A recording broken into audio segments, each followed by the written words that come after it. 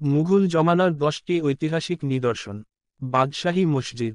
1671 থেকে 1673 সালের মধ্যে লাহোরে নির্মাণ করা হয়েছিল বাদশাহী মসজিদ। সম্রাট আওরঙ্গজেব এটির অনুমোদন দিয়েছিলেন। লাহোর দুর্গের বিপরীতেই এর অবস্থান। আগ্রার কেল্লা। এরকমই এক অদ্ভুত স্থাপত্য আগ্রার কেল্লা। এর আরেক নাম আগ্রার লাল কেল্লা। তাজমহল থেকে মাত্র 2.5 কিলোমিটার দূরে অবস্থিত আগ্রার এই লালকেল্লা মুঘল সাম্রাজ্যের অসাধারণ স্থাপত্যের নিদর্শন। যমুনা নদীর তীরে অবস্থিত এই কেল্লাটি বিশ্বের ঐতিহ্যবাহী স্থানের তালিকায় জায়গা পেয়েছে সেই 1983 সালে। আগ্রা দুর্গের স্থাপত্য অপূর্ব সুন্দর। কেল্লার নির্মাণ কাজ শুরু হয় ষোড়শ শতাব্দীতে সম্রাট আকবরের রাজত্বকালে, শেষ হয় অষ্টাদশ শতাব্দীতে ঔরঙ্গজেবের সময়। শালিমার বাগ। ভারতের জম্মু কাশ্মীরের রাজধানী শ্রীনগরের অদূরে বিখ্যাত ডাল লেকের উত্তর পূর্ব দিকের সংযোগখালের পারে মুঘল জমানায় গড়ে তোলা হয় প্রথম শালিমার বাগ। এ উদ্যানটি অনেক নামেই পরিচিত, কখনো শালিমার গার্ডেন, কখনো শালামার বাগ, কখনো ফারাহ বক্স এবং কখনো বাফাইজ বক্স নামে এটি পরিচিত ছিল। প্রখ্যাত মুঘল সম্রাট জাহাঙ্গীর তার প্রিয়তমা সম্রাজ্ঞী নূরজাহানের মনতুষ্টির জন্য 1619 সালে এ স্থাপনার গোড়াপত্তন করেছিলেন। এটিকে মুঘলদের উচ্চমার্গের উদ্যান হিসেবে বিবেচনা করা হয়ে থাকে।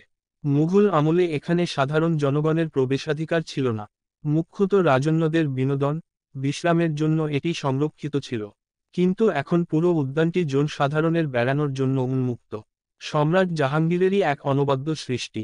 এ সৃষ্টির সঙ্গে জড়িয়ে আছে আবেগ, অনুভূতি, ভালোবাসা এবং প্রেমিকের প্রতি অনবদ্য প্রতিশ্রুতির এক প্রেমময় উপাখ্যান। ফতেপুর সিক্রি। ফতেপুর সিক্রি ভারতের উত্তর প্রদেশের আগ্রা জেলার একটি শহর। সাল 1571 থেকে 1585 অবধি সম্রাট আকবর শহরটিকে মুঘল সাম্রাজ্যের রাজধানী ঘোষণা করেন, কিন্তু পরে পঞ্জাবের একটি ঘটনার পরিপ্রেক্ষিতে তা বাতিল করেন। 1610 সালে শহরটি সম্পূর্ণরূপে বর্জিত করা হয়। সম্রাট বাবরও ফতেপুর সিক্রি খুব পছন্দ করতেন। আধুনিক ঐতিহাসিকদের মতে আকবর ফতেপুর সিক্রি নির্মাণে অত্যন্ত আগ্রহী ছিলেন এবং সম্ভবত এর স্থাপত্যশৈলীর নির্দেশনাও দিয়েছিলেন। বিবি কা মাকবারা, দ্বিতীয় তাজমহল। স্ত্রী র প্রতি অমোঘ ভালোবাসা প্রদর্শন করতে তাজমহল বানিয়েছিলেন মুঘল সম্রাট শাহজাহান। এই নির্মাণের মাধ্যমে তার স্ত্রী মমতাজের প্রতি ভালোবাসার নিদর্শন পুরো পৃথিবীর সামনে রাখতেই এই স্থাপত্য নির্মাণ করেছিলেন সম্রাট শাহজাহান। মনোহরী কারুকার্যে তৈরি করেছিলেন গ্রেট তাজমহল। এর প্রায় অনেক বছর পর ষষ্ঠ মুঘল সম্রাট আওরঙ্গজেবের পুত্র আজম শাহ তার মা দিলরাজ বানু বেগমের প্রতি ভালোবাসার নিদর্শন রাখতে ভারতের মহারাষ্ট্র প্রদেশের আওরঙ্গাবাদে 1651-1661 খ্রিস্টাব্দকালে নির্মাণ করেন দ্বিতীয় তাজমহল, যা দেখতে তাজমহলের মতো মনে হলেও এটির নাম বিবি কা মাকবারা। চিনি কা রওজা। চিনি কা রওজা, যেখানে আফজাল খান সিরাজির সমাধি রয়েছে, স্মৃতিস্তম্ভের সম্মুখভাগটি চকচকে টালির কাজের জন্যও পরিচিত, যাকে মুঘল যুগের ভবনগুলিতে কাশি বা চিনি বলা হয়।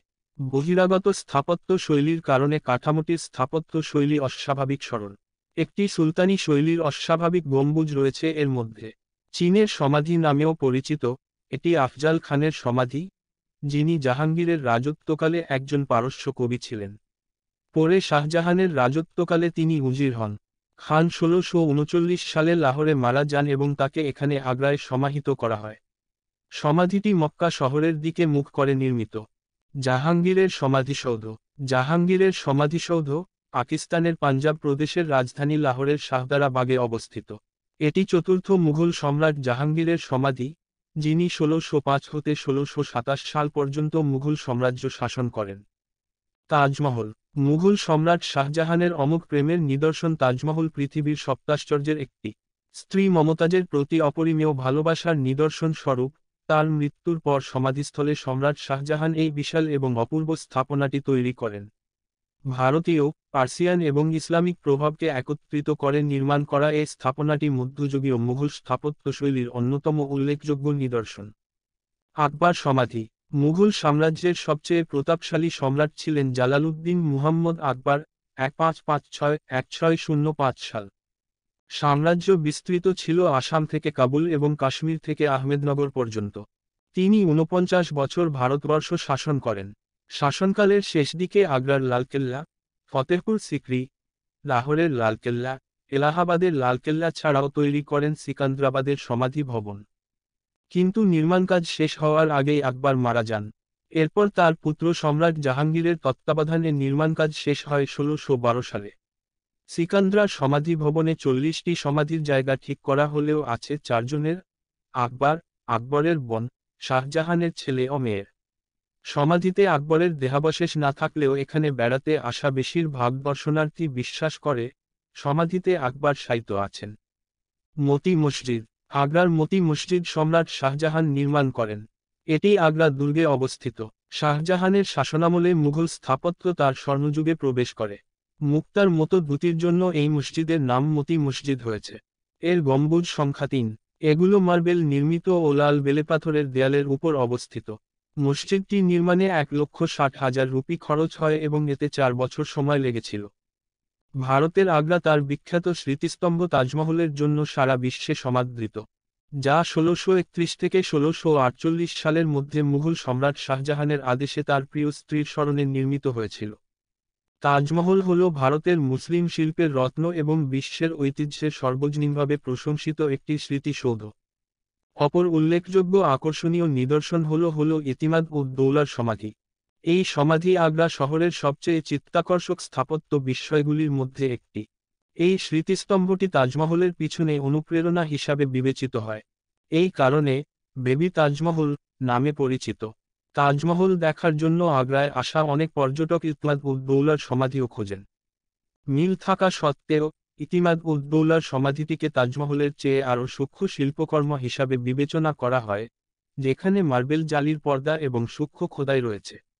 যমুনা নদীর তীরে নির্মিত বহু সমাধির মধ্যে এটিই প্রথম। ইতিমাদ-উদ-দৌলার সমাধি উত্তরপ্রদেশের আগ্রা শহরে যমুনা নদীর পূর্ব তীরে অবস্থিত। এই ঐতিহাসিক নির্মাণ তাজমহল থেকে মাত্র ২৫ মিনিট দূরে এবং আগ্রা ফোর্ট থেকে ১৪ মিনিট।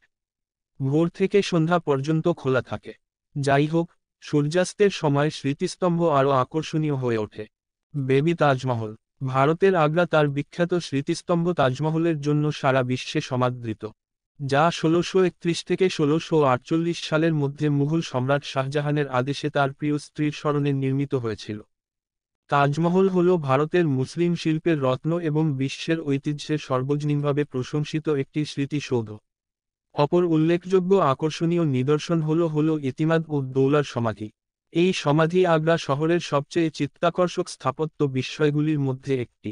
এই স্মৃতিস্তম্ভটি তাজমহলের পিছনে অনুপ্রেরণা হিসাবে বিবেচিত হয়। এই কারণে বেবি তাজমহল নামে পরিচিত। তাজমহল দেখার জন্য আগ্রায় আসা অনেক পর্যটক ইতিমাদ-উদ-দৌলার সমাধিও খোঁজেন। আমার চ্যানেলটি আপনাদের ভালো লাগলে লাইক করবেন, কমেন্ট করবেন এবং নতুন ভিডিও পাওয়ার জন্য চ্যানেলটি সাবস্ক্রাইব করবেন।